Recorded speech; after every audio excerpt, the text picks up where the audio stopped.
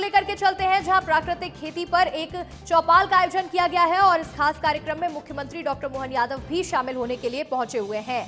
और देखिए, वहीं पर सांसद राकेश सिंह क्या कुछ कह रहे हैं, सुनवा देते हैं। नेता, मध्य प्रदेश के लोकप्रिय और यशस्वी ऐसे मुख्यमंत्री जो स्वयं किसान हैं, किसानों की पीड़ा को समझते हैं, सम्मानीय मोहन यादव जी, जरा जोरदार तालियां आपने जल्दी बजा दी। मंच पर उपस्थित हमारे सम्मानीय मध्य प्रदेश के कृषि मंत्री, जो पूरी कर्मठता के साथ प्रदेश के किसानों की चिंता कर रहे हैं, सम्मानीय एदल सिंह जी के लिए भी तालियों के साथ में हम स्वागत करें।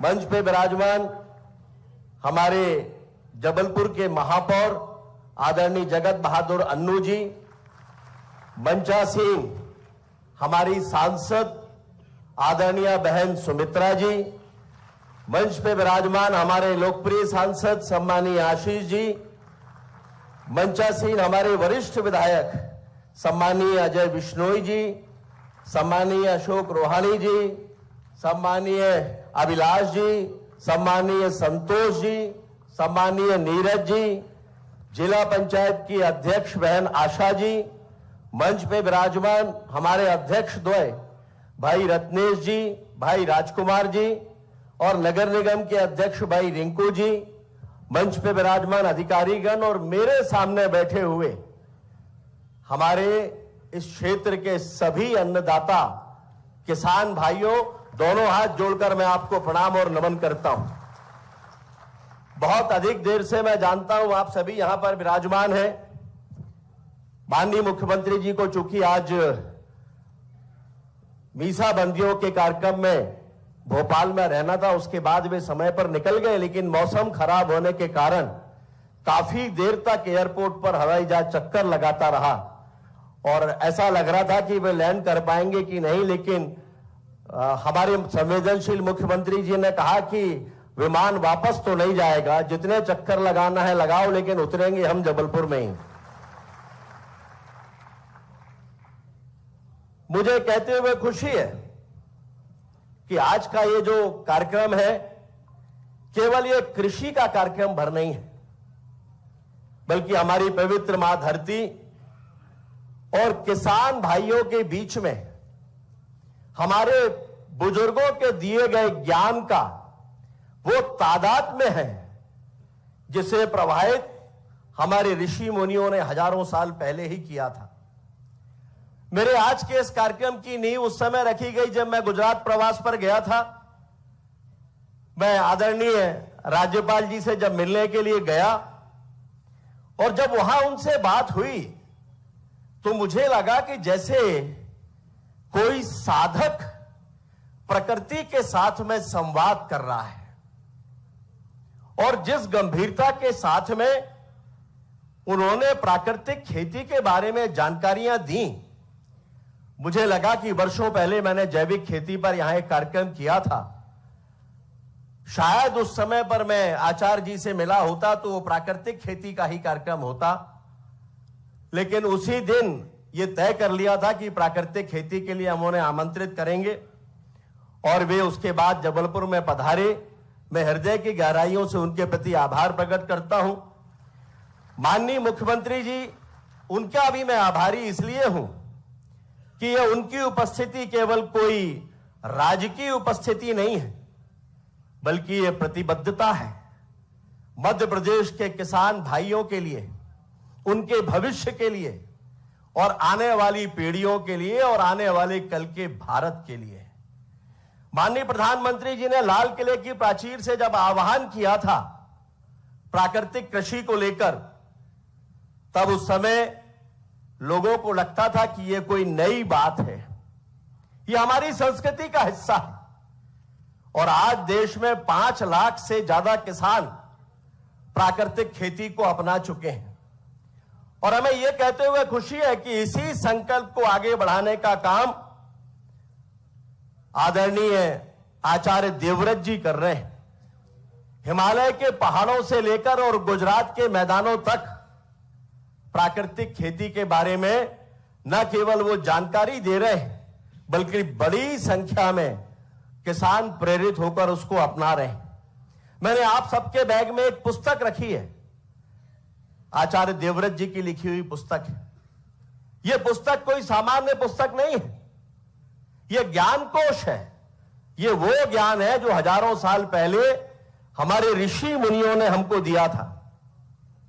उसका एक छोटा सा उदाहरण मैं आपके सामने रखना चाहता हूं। उसी पुस्तक से मैंने पेज नंबर 37 से लिया है, जिसमें लिखा है कि जंगल के पेड़ को यूरिया कौन देता है, कीटनाशक का छिड़काव कौन करता है, उन्हें पानी कौन देता है, लेकिन जब समय आता है तब पेड़ फल से लद जाते हैं। जंगल के पेड़ के किसी भी पत्ते को तोड़ लीजिए और लैब में टेस्ट करा लीजिए, एक भी तत्व की कमी नहीं मिलती। जंगल में जो नियम काम करता है वही हमारे खेत में करना चाहिए, और यही है प्राकृतिक कृषि और प्राकृतिक कृषि का सिद्धांत। भारत में यह विचार कोई नया नहीं है। भारत सुजलाम सुफलाम था।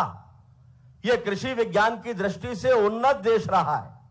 इतिहास कहता है कि 9000 साल पहले भारत में जब अखंड भारत था, तब बलूचिस्तान को वहां के क्षेत्र में इस बात के प्रमाण मिले कि वहां बहुत उन्नत तरीके से खेती हुआ करती थी।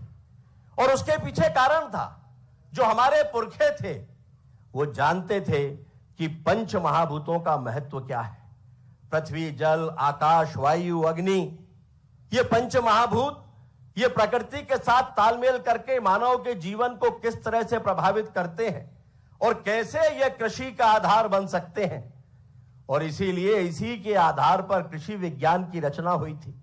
हमारे हजारों साल पहले ऋषि पाराशर हुए, उन्होंने लिखा कृषि पाराशर जैसा ग्रंथ। ऋषि सूरपाल हुए, उन्होंने लिखा वृक्षायुर्वेद। वराहमिहिर हुए, उन्होंने लिखा बृहत संहिता।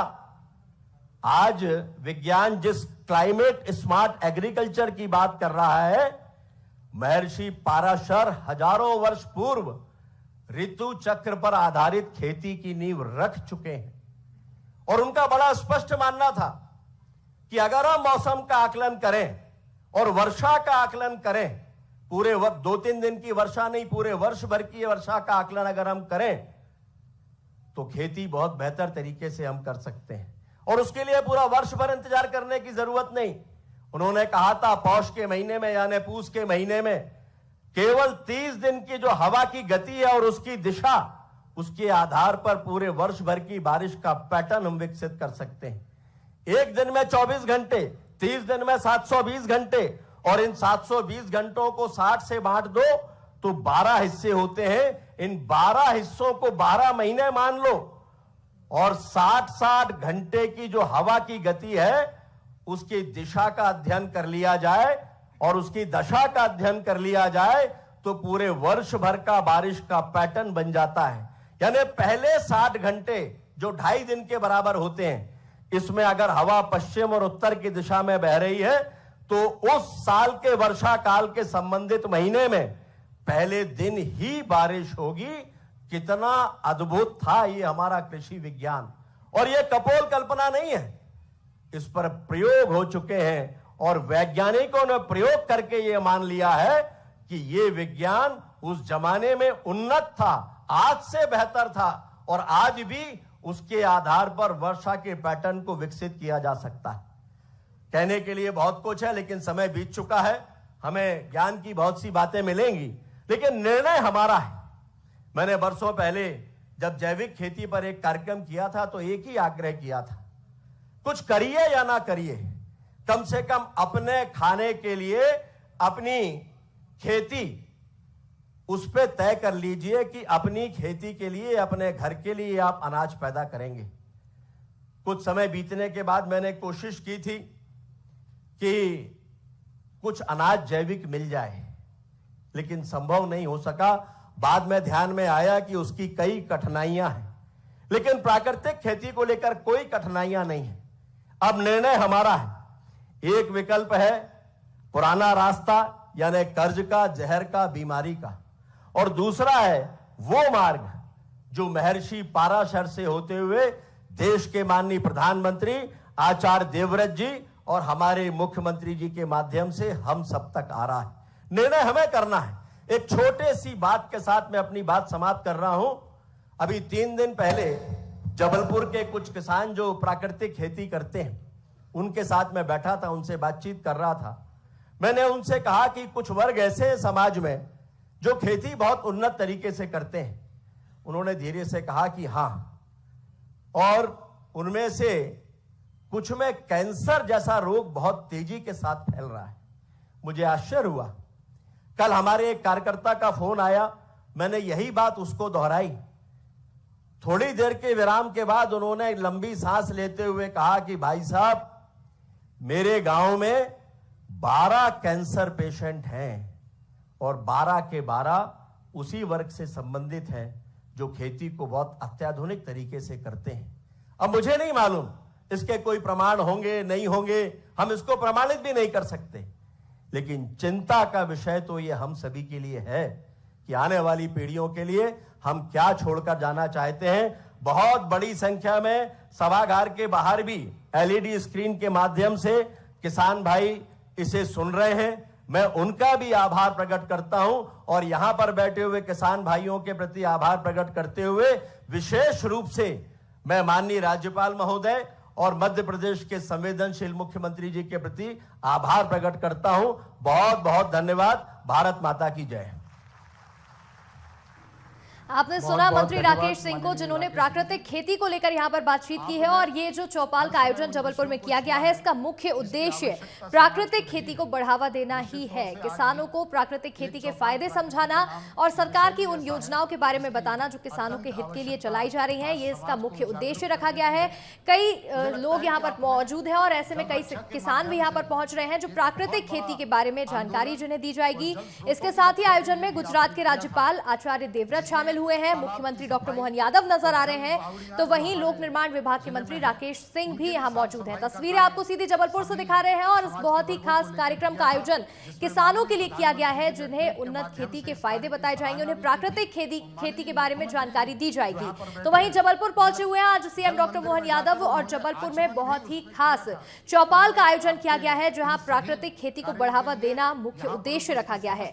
किसानों को प्राकृतिक खेती की जानकारी दी जा रही है, तो वहीं तकनीकी ज्ञान देने के लिए भी इस चौपाल का आयोजन किया गया है। कैसे टेक्नोलॉजी का इस्तेमाल किया जा सकता है खेती के लिए, वो भी यहाँ किसानों को बताया जाएगा।